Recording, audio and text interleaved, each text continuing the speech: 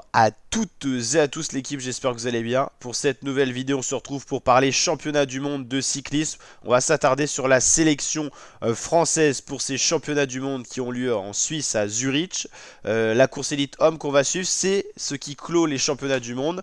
Il y a la course élite femme le samedi juste avant. Il y a eu le contre-la-montre une semaine à l'avance. C'est Remco Evenepoel, le Belge, qui s'était imposé pour conserver son titre. Et donc là, on va s'intéresser donc à la sélection française, emmenée par Julien Alaphilippe, double champion du monde année 2020-2021, un profil qui peut lui correspondre. C'est pour ça que Thomas Vauclair, le sélectionneur de l'équipe de la nation française, l'a pris dans ses rangs. Romain Bardet, parce que ça sera certainement ses derniers championnats du monde, lui qui a annoncé sa retraite après le Critérium du Dauphiné 2025. Il y aura également Julien Bernard qui a été très en vue toute la saison. Il a été présent sur les championnats de France, il a pesé sur la course, il a pesé sur les courses où il était présent cette saison, d'où cette sélection. David Gaudu qui a bien tourné dans la Vuelta dans la fin de saison, certainement pour ça qu'il est sélectionné. Romain Grégard, Valentin Madouas qui ont un profil un peu passe-partout, qui peut correspondre à ce parcours très vallonné, très sélectif de 274 km. Pas pour grimpeur mais plus pour puncher baroudeur. Rudy Mollard et Pavel Sivakov finissent cette liste. Donc ça nous fait un total de 1, 2, 3, 4, 5, 6, 7, 8 coureurs.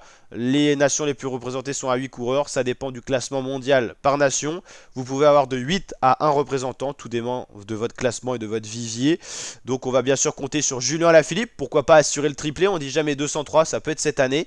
Romain Bardet, qui peut avoir le profil. Il a déjà terminé deuxième dans des championnats du monde en course élite homme. Et pourquoi pas un coureur peu attendu comme Julien Bernard, mais qui a quand même fait une très belle saison. Ça pourrait le récompenser de cette très belle saison. David Gaudu, pourquoi pas. C'est vrai que j'ai du mal à voir Pavel Sivakov, Rudy Mollard, Romain Grégoire aller chercher ce titre-là. Valentin Madouas, pourquoi pas. Il a bien été champion de France sur un profil de ce genre.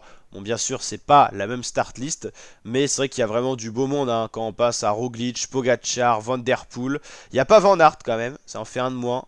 Van Aert qui avait pesé notamment les années où c'est Alaphilippe qui s'était imposé.